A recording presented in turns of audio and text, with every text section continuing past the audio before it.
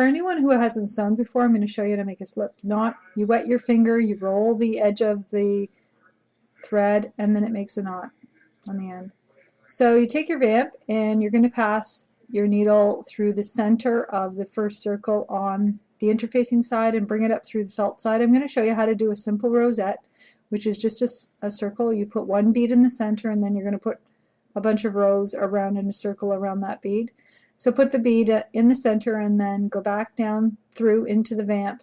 Come back up on the other side of that bead and you're going to put a bunch of beads. You're going to put 8 beads on to go around that initial center bead. I spin my needle in the pot like this and it loads the beads right on my needle. It's very easy. Once I have 8 beads on there, then I form a circle around that center bead, and then I pick up the first 2 beads that I put on that to form a circle around the bead in the center. So I've picked up the 2 beads, then I tighten it, use my finger to tighten it around that bead. Go right down into the vamp where that thread comes out of that 2 beads and come up. Go through those 2 beads and pick up 2 more.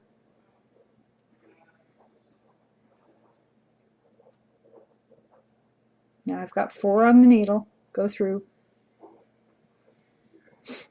If your needle is too big, you might need to change it for a smaller one.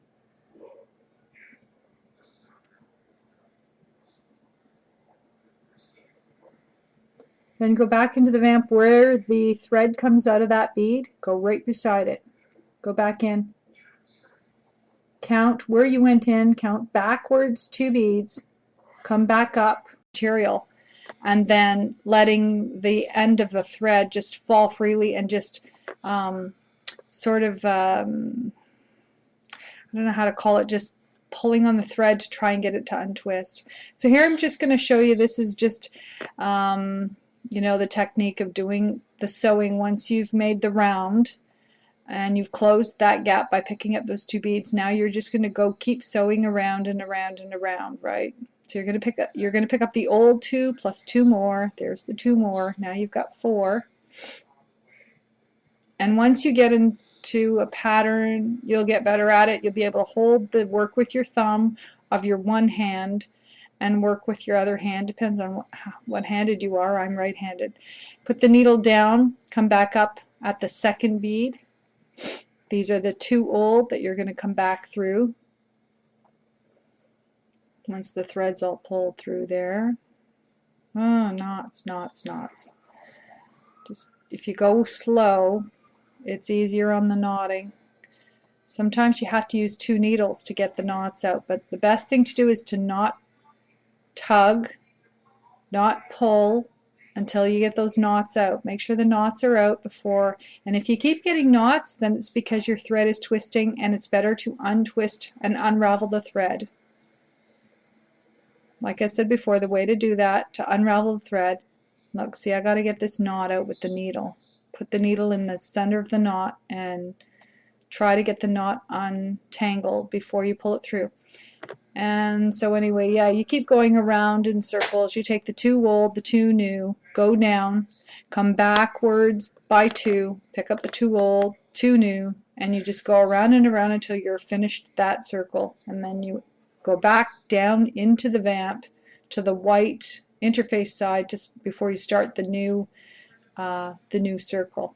You always have to close off the old circle before you come back up to start a new circle.